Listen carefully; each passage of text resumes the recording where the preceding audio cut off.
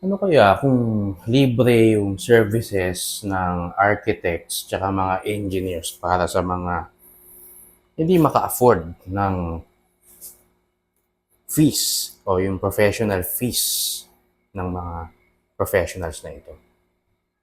Pwede kaya yon? Check this out. So magandang araw para matuto. Welcome back sa YouTube channel natin or sa Facebook.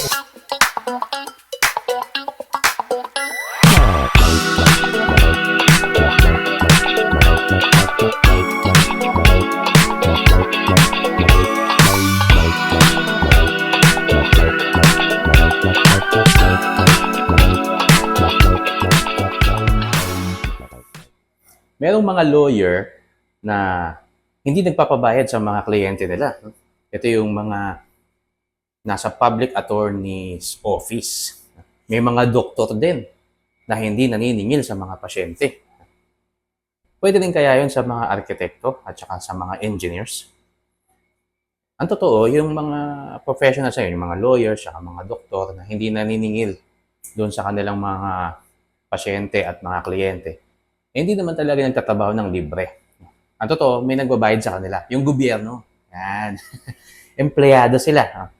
Kinukuha sila ng gobyerno para i-employ, para yung serbisyo na kanilang ilalaan ay hindi na kailangan bayaran ng mga tao. Kung tutusin, pwede rin yan sa mga arkitekto at sa mga engineers. Very crucial kasi ang trabaho ng mga arkitekto at mga engineers kasi sila ang nagdidisenyo ng mga bahay ng mga tao. Hindi ba? Eh, yung mga bahay natin na yan, dyan tayo nakatira, dyan tayo namumuhay, dyan tayo natutulog. Eh, paano kapag nagkaroon ng malaking disaster, lindol o kaya malakas na bagyo, tapos walang nagdisenyo ng bahay, ng karamihan. Kasi nga kinakatakutan natin, no? Marami ang mapapahamak.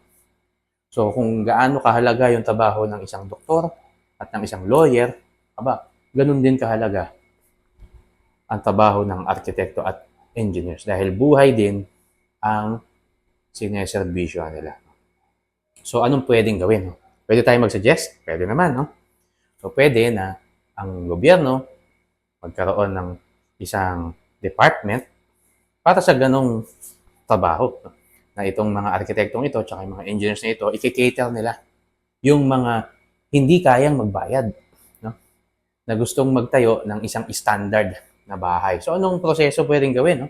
Pwedeng gumawa ng batas o kaya local ordinance. No? Kung sa LGU, gagawin, pwedeng subukan. No?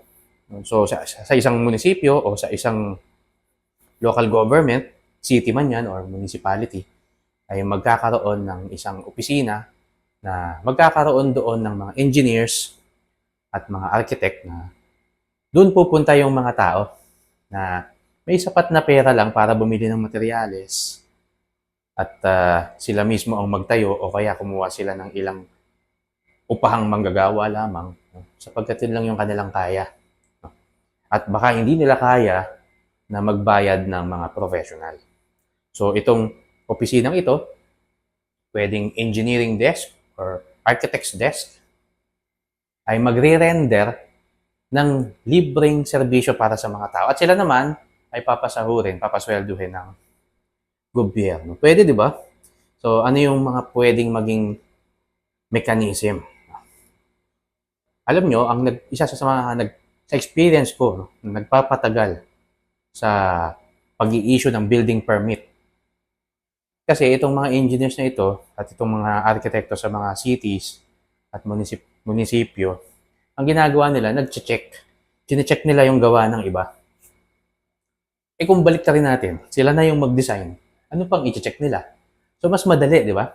Pero ulitin ko, para lang ito dun sa mga tao na walang kakayahan na magbayad ng serbisyo ng mga professionals. So baka meron silang konting pera para unti-untiin yung pagtatayo ng kanilang bahay.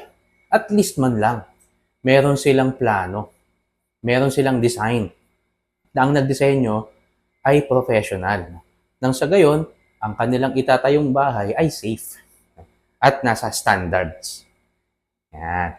So, pwedeng itong mga engineers na ito at mga architects na ito na in-employ ng gobyerno, gagawa sila ng mga template na design, mga readily available na design. So, halimbawa ako, pupunta ako dun sa opisina na yun kasi wala akong pambayad sa arkitekto, wala akong pambayad sa engineer. So, isasubmit ko lang kung anong mga dokumento nagpapatunay na ganun nga ako, magkano ang kita ko, magkano ang budget ko, etc. etc.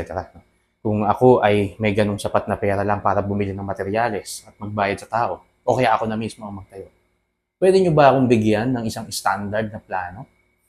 O, ilang square meter ba yung bahay mo o yung lote mo?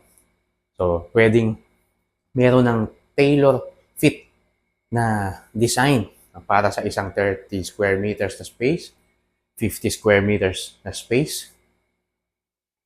Pero kung 100 square meters na lote, baka kaya niya na. Baka ito yung mga may kakayahan na.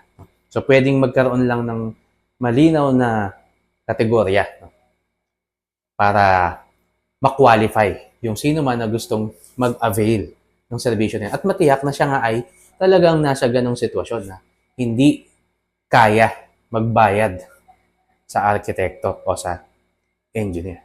So, itong naka-template na na-design na ito, pwede niyang gawin. At baka libre na yung kanyang building permit. So kung ganun, kahit unti-untiin niya yan, no? Kukuha lang siya ng foreman, unti-untiin niya yung patrabaho kasi ngayon may pera siya, susunod pahintuin dahil wala ng pera. Susunod may pera uli siya, bibili uli siya ng materyales, papasahod uli siya ng tao. Kasi meron na siyang plano na sinusunod at yung plano na yon ay binigay sa kanya ng gobyerno. Di ba maganda? No? Kaya masasabi natin na safe yung bahay at maganda rin tignan, no? Dahil nga dinesign. O isa pang pwedeng gawing mekanismo rito. No? So ako, pumunta ako sa engineer's desk, sabihin natin, or architect's desk doon sa aking munisipyo na may ganun ng mekanismo. Magsasabi ako, ito po ang lote ko eh. Ganito po ang sukat. Ganito lang po ang aking budget. Ano po ba ang pwedeng maging safe na design? So, itong arkitektong ito ay gagawa na siya ng design base doon sa requirements nung tao na yon. So, pwedeng customize pa rin. Hindi kagaya kanina na naka-pattern na, naka-template na. Pwedeng i-customize na. Pero libre pa rin. Hindi pa rin magbabayad yung tao. So, sa ganung paraan, makikater yung needs ng kliyente, ng tao, kahit ang totoo, wala siyang pambayad. So, kung magagawa yan, sa tingin ko, kaya naman yan. No? Kasi meron naman talagang marami tayong mga engineers dyan. Ang daming engineers. Civil engineers in particular na walang trabaho o kaya pumupunta sa ibang bansa kasi walang trabaho. Kung magkaroon ng ganyang department, di ba? Daming magkakatrabaho. Kasi pasasahurin sila ng gobyerno. Makakapag-create ng jobs at the same time makakapag-render ng serbisyo dun sa tao. So pwede ba na maging libre ang serbisyo ng arkitekto at engineers? Pwede. Pero may tamang paraan para masuportahan din yung kanilang serbisyong ibibigay. Paano? Pwedeng gumawa ng batas, ordinances, o makikialam ang gobyerno para mag-create ng ganong mga department sa mga local government. O kaya isa talagang opisina ng gobyerno para doon pupunta yung mga walang kakayahan na magbayad sa mga serbisyo ng mga arkitekto at engineers pero gusto nila makapagtayo ng standard, safe na bahay na titirahan ng kanilang pamilya. Maraming salamat po. Ito ay idea lang. No? Nasa inyo na kung bibilhin nyo itong idea ko. Ingat po tayong lahat. Ako po si Architect Ed. Bye.